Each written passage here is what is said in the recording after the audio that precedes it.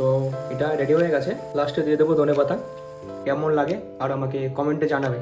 Hi everyone, তো আজকে আমি দেখাবো শুধু মাছের মাথা কি করে বানাবো। অনেকের হয়তো মাছের মাথা খেতে ভালো লাগে না কিংবা খেয়েছেন, তো আজকে যে স্টাইল বানিয়ে দেখাবো খেয়ে দেখবেন, আশা করি ভালো লাগবে। তো চলুন কি করে বানাই দেখা যাক। প্রথমে মাছের মাথাগুলোকে ভালো করে ধুয়ে নেব। মাছের মাথাগুলোকে ভালো করে ধুয়ে নেওয়ার পরে এর মধ্যে লবণ আর হলুদ দিয়ে মাখিয়ে নেব।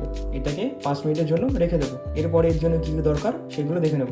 এর জন্য আমরা নিয়ে নেব পেঁয়াজ, টমেটো, কাঁচা লঙ্কা, ধনেপাতা আর জিঞ্জার গার্লিক পেস্ট। টমেটোটা আর অনিয়নটা একটু বেশি পরিমাণে নিতে হবে, তাহলে আর কি মশলাটা ভালো হবে। 5 মিনিট হয়ে গেছে, এবার মাছের মাথাগুলোকে ভালো করে ফ্রাই করে নেব। এর জন্য নিয়ে নিয়েছি তেল। তেলটাকে ভালো করে গরম করে নেব। তেল রেডি হয়ে গেছে, এবার মাছের মাথাগুলোকে ফ্রাই করে নেব।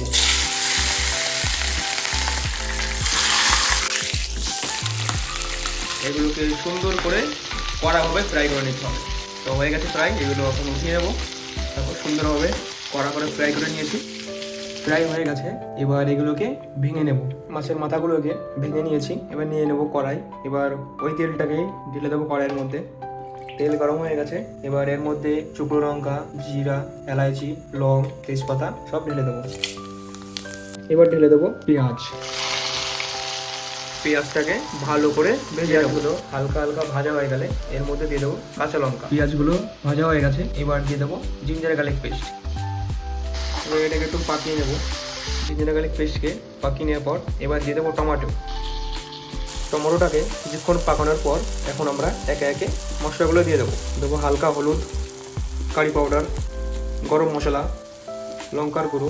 আপনারা যেমন স্পাইসি খাবেন সেরকমভাবে লঙ্কার গুঁড়োটা দেবেন, জিরে পাউডার, ফিশ মশলা। এবার এটাকে ভালো করে মিক্স করে নেব।